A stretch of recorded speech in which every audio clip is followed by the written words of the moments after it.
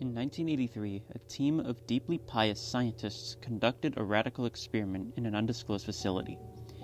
The scientists had theorized that a human without access to any senses or ways to perceive stimuli would be able to perceive the presence of God. They believed that the five senses clouded our awareness of eternity, and without them, a human could actually establish contact with God by thought. An elderly man who claimed to have nothing left to live for was the only test subject to volunteer. To purge him of all his senses, the scientists performed a complex operation in which every sensory nerve connection to the brain was surgically severed. Although the test subject retained full muscular function, he could not see, hear, taste, smell, or feel. With no possible way to communicate with or even sense the outside world, he was alone with his thoughts. Scientists monitored him as he spoke aloud about his state of mind in jumbled, slurred sentences that he couldn't even hear. After 4 days, the man claimed to be hearing hushed, unintelligible whispers in his head.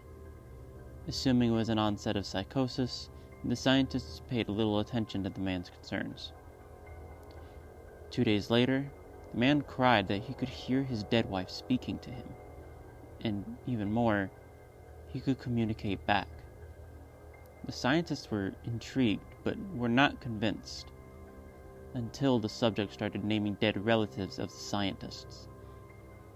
He repeated personal information to the scientists that only their dead spouses and parents would have known. At this point, a sizable portion of scientists left the study. After a week of conversing with the deceased through his thoughts, the subject became distressed, saying the voices were overwhelming. In every waking moment, his consciousness was bombarded by hundreds of voices that refused to leave him alone. He frequently threw himself against the wall, trying to elicit a pain response. He begged the scientists for sedatives so that he could escape the voices by sleeping. This tactic worked for 3 days, until he started having severe night terrors. The subject repeatedly said that he could see and hear the deceased in his dreams. Only a day later, the subject began to scream and claw at his non-functional eyes, hoping to sense something in the physical world. The hysterical subject now said the voices of the dead were deafening and hostile, speaking of hell and the end of the world. At one point he yelled, "No heaven, no forgiveness," for 5 hours straight. He continually begged to be killed, but the scientists were convinced that he was close to establishing contact with God. After another day, the subject could no longer form coherent sentences. Seemingly mad, he started to bite off chunks of flesh from his arm.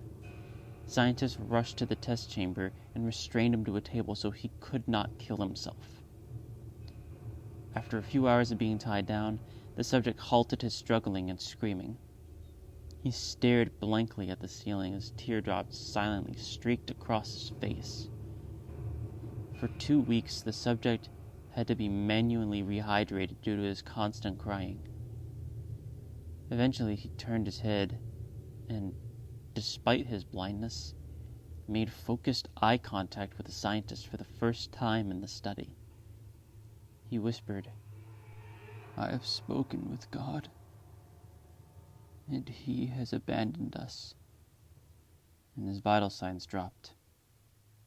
There was no apparent cause of death.